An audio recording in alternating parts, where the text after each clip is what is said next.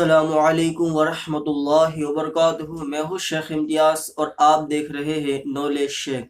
नाजरीन, आज की वीडियो के अंदर हम आपको एक ऐसा ताकतवर और पावरफुल अमल बताएंगे कि अगर आपकी माली परेशानी है तो वो भी दूर हो जाएगी, और अगर आप तंगदस्ती के शिकार हो तो इंशाअल्लाह ताला अल्लाह तबारक व ताला आपको जो है तंगदस्ती से भी छुटकारा अता फरमा देगा और आपको इतना माल अल्लाह अता फरमाएगा कि आप सोच भी नहीं सकते।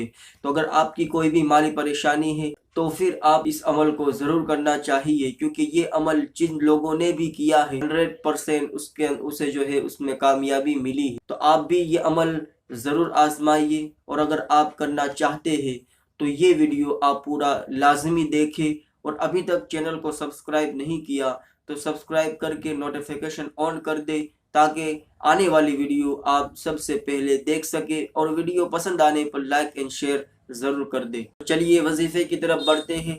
आपको ये अमल इशा की नमाज के बाद करना है। जब आप इशा की नमाज से फारिग हो जाइए, इशा की नमाज के बाद आप जो है खुले आसमान पर इस अमल को करना है।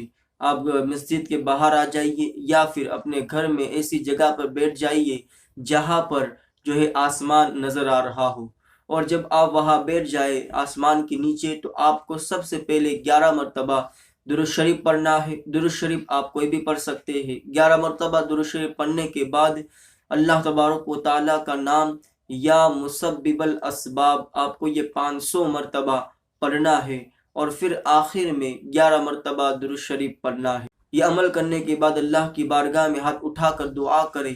तंगदस्ती के हवाले से अगर आप शिकार हैं तो उस बारे में अल्लाह की बारगाह में दुआ करें। माली परेशानी है तो भी आप अल्लाह की बारगाह में दुआ करें। इंशाअल्लाह ताला आपको अल्लाह रिस्क से मालामाल फरमा देगा और रिस्क के अंदर बरकत भी अता फरमाएगा। आज के लिए इतना ही। वीडियो को लाइक एंड शेयर कर दे, चैनल को सब्सक्राइब करना ना भूले।